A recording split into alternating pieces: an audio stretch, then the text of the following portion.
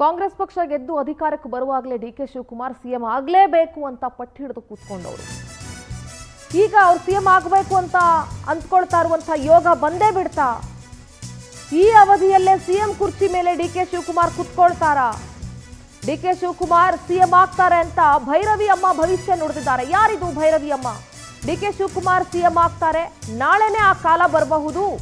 ಹುಬ್ಬಳ್ಳಿಯಲ್ಲಿ ಭವಿಷ್ಯವನ್ನ ನುಡಿದಿದ್ದಾರೆ ಭೈರವಿ ಅಮ್ಮ.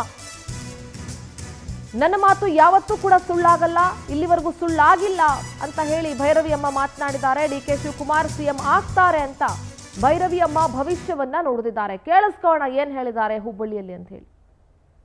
ಮತ್ತೆ ಎಂದು ಸುಳ್ಳಾಗಲ್ಲ, ನನ್ನ ಮಾತು ಯಾಕೆ ಸುಳ್ಳಾಗ್ತಾವ? ಸುಳ್ಳಾಗೋದಿಲ್ಲ, ಇವತ್ತಿಗೂ ಸುಳ್ಳಾಗಲ್ಲ, ಮುಂದೂ ಆಗಲ್ಲ. ಯಾಕಂದ್ರೆ ನಾನು ತಾಯಿ ಅಲ್ವಾ? ಬದಲಾವಣೆ ಅಲ್ಲ, ಸೀಟ್ನಲ್ಲಿ ಇವನೇ ಕುತ್ಕೋಬೇಕು, ಯಾರು ಡಿ ಕೆ ಶಿನೇ ಕುತ್ಕೋಬೇಕು. ಡಿ ಕೆ ಶಿ ಮೇಲೆ ನಂಗೆ ತುಂಬ ಏನು ಅಭಿಮಾನವಿಲ್ಲ, ಸಿದ್ದರಾಮಯ್ಯನ ಮೇಲೂ ಇಲ್ಲ, ಹಂಗಂತೇಳಿ BJP ಮೇಲೂ ಇಲ್ಲ. ಯಾಕಿಲ್ಲ ಅಂದರೆ ಎಲ್ಲ ಬಂದೆ ನಮಗೆ. ನಾಳೆನೇ ಬರ್ಬೋದು, ನಾಳೆನೇ ಬರುತ್ತೆ.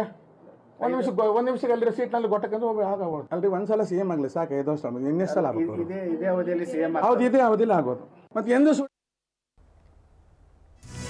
ಇನ್ನು 3 ವರ್ಷದ ಹಿಂದೆ DKC ನನ್ನನ್ನ ಮನೆಗೆ ಕರೆದಿದ್ರು. ಮುಂದೇನಾಗತ್ತೆ, ಮುಂದಿನ ಕಥೆ ಏನು ಅಂತ ಕೇಳಿದ್ರು. ಯಾರದೋ ದುಡ್ಡು ಎಲ್ಲಮ್ಮನ ಜಾತ್ರೆ ಅಂತ ಹೇಳಿದ್ದೆ ನಾನು. ನೀನು ದುಡ್ದ ದುಡ್ಡು ಇನ್ಯಾವನೋ ತಿಂದು ಹೋಗ್ತಾನೆ ಅಂತ ಹೇಳಿದ್ದೆ. ಸತ್ಯ ಇದೆಯೋ ಇಲ್ವೋ ಅಂತ ಹೇಳಿದ್ರು ಭೈರವಿ ಅಮ್ಮ. ಸಿಎಂ ಬದಲಾವಣೆ ಇಲ್ಲ, ಆ ಜಾಗದಲ್ಲಿ DKCನೇ ಕೂರ್ಬೇಕಾಗಿತ್ತು. ಇದೇ ಅವಧಿಯಲ್ಲಿ DKC ಸಿಎಂ ಆಗೋದು ಪಕ್ಕ ಅಂತ ಭವಿಷ್ಯವನ್ನ ನುಡಿದಿದ್ದಾರೆ. ಒಂದು ಸಲ ಆಗ್ಲಿ ಸಾಕು ಅಂತ ಭವಿಷ್ಯ ನುಡಿದಿದ್ದಾರೆ ಭೈರವಿ ಅಮ್ಮ. ಗಂಡು ಗರ್ತಿನ ಅಣ್ಣವರು ಸುಳ್ಳಾಗಲ್ಲ ಸ್ವಾಮಿ, ಯಾಕೆ ಆಗ್ಬೇಕದು?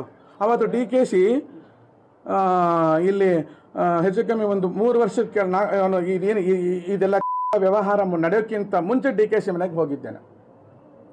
ಹೋಗಿ ಕರ್ಸ್ಕೊಂಡಿದ್ದ, ಹೋಗಿದ್ದೆ. ಇಷ್ಟತ್ರ ಗಣಪನ ಕೊಟ್ಟ, ಅವ್ನ ಹೆಂಡತಿ ಸೀರೆ ಕೊಟ್ಟು ಉಡಿ ತುಂಬಿಸಲು ಏನಾಗುತ್ತೆ ಅಂತ ಅಂದ.